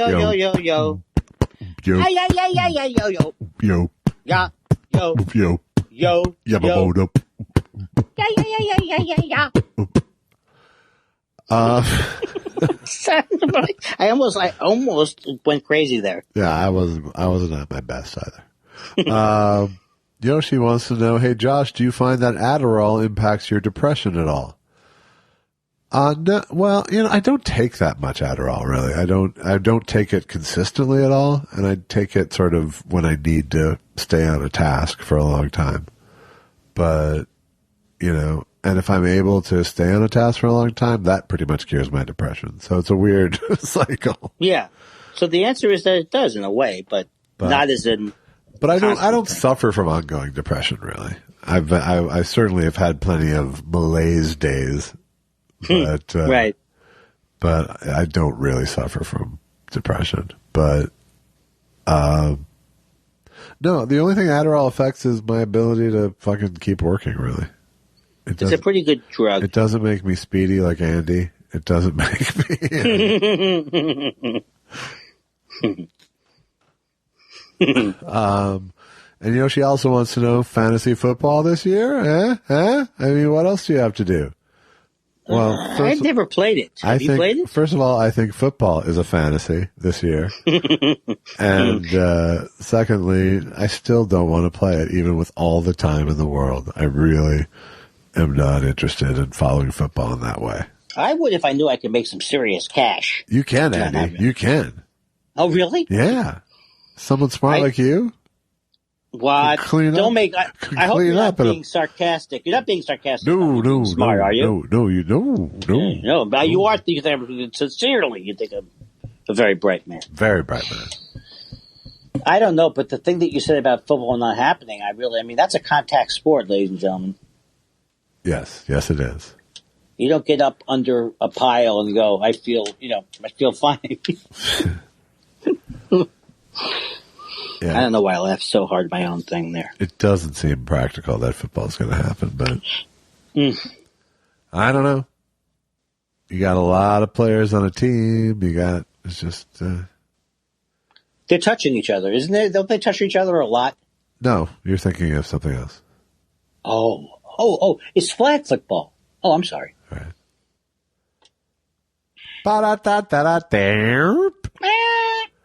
Wink. Let's read a couple letters. Okay. Then let's go away. Yeah. Let's mix it up a little bit. There was a couple. Abdullah M. Suer says, "Hello, Andy. Hello, Josh. As comics, what is it that keeps comedy or jokes being written after all these years? Is it ability to create comedy out of everything, aside from the personal need or want of it?" Best, Abdullah. I think, I don't think it's, because, my brain's the same, Yeah. Yes. The way I get through life is to try to spot the funny thing at any moment. I think it's an automatic. It's thankfully not automatic like breathing, but it could be close to that in a way. It's just something that you do. But I do sometimes think on Twitter, like all the combinations of words will be used up, but that can't be what comedy is really in a way. It's not like it really isn't who has the best topical joke about whatever's going on. There's always something, there's some new combination. Yeah. It's probably infinite. There is always an angle. Yeah. So, and we get funnier day by day, me and you, right? Are you kidding me? I'm only trying 20%. All right. So Jonathan Berman writes, first, a review, a perfect documentary of an unbelievable showbiz story, a must-see for anyone who loves 70s rock and roll or wants to get inside show business. So now maybe Andy will check it out, he says. He got me. Yeah. Although, for the record, Andy actually saw the film at a screening. So he actually went out of his house and saw the film. So I got to give him props for that, even though he should watch it again now. So the question for the show is, if you could play on tour with any band, alive or gone, who would it be? Josh, no Elvis. Andy, no Dead, or Steely Dan? Well, you have to say no Beatles, right? I mean... Apparently not. You are free to join the Beatles. I don't see them as on the road, though. Well, there's the hitch. Oh, God, that is really a tough one. Los Lobos. All right. Talking Heads for me. Oh, that's a cool. I could have said that. There's revisionist history now. Some people don't putting down Talking Heads. I think they were the greatest. Yeah, who the fuck's putting down Talking Heads? I don't know. I don't even think I think this is something I made up. Actually, it was Sharpling. Sharpling says they're overrated, but he says that about a lot of things. Oh, fuck Sharpling. Andrew Fash says, not to bring the episode to a heady end, but which Josh and Andy's do you like better? Off-pod, Josh and Andy? Or Josh and Andy on mic? Which do I prefer? Yeah. It's hard to choose, Josh. Off-pod. But when I add all definitely off pod. And off as pod. the years go off by, pod. and I off pod. I'm on pod, on mic. You prefer me on mic than off? I don't know. This is a tough question. It's like asking, where should my children do you want to have murdered? I'd like to murder all of your children, frankly. I'd like to kill Sophie. Good night, everybody. All right, we'll close on that tonight. Tonight we're featuring Andy Kindler's Hence the Humor in the spotlight, in the merchandise spotlight. It's a funny album that Andy worked very hard on a long time ago. Do you really like it? And then Do you really didn't work, it? and then worked again really hard at the end to get it to you. There was a 6-year period of doing nothing on it. And that fallowness doesn't cost you anything as a consumer. Jimmy Fallow would be a great name. Jimmy Fallow. Yeah. That's it really I'm was. Sure. Yeah. Shut up, right? You're yelling at me or something. You're making fun of me or something. I know when I'm making fun of me or something. Stop. Don't do that with the voice. I'm a sugar monkey.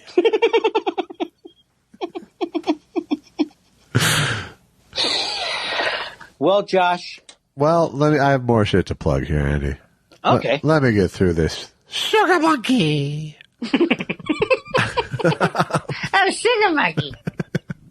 So my movie is also available. Michael Debar, Who Do You Want Me to Be? I know I've talked about it a great deal, but I sure would like you to buy it. I bought it, so why can't you? And I bought the actual production. Man, you're making money now, though. You're making money on the back end. I'll tell you that much. I would rather you buy my movie than go to buymeacoffee.com. Why make them choose? I don't make you choose. If you want to support our show, go to buymeacoffee.com/thoughtspiral and leave us a coffee. Smooth. That was very smooth. Thank you very much, everyone who does that. Thank you, everyone else who's left reviews on the iTunes podcast page for our show. And if you get a chance and have seen my movie, leave a review for that on Amazon. We'd appreciate that. I say we by me. But Michael Debar also appreciates it even more, really. Wow, that was a nice touch. There's only one way to really sum up this night.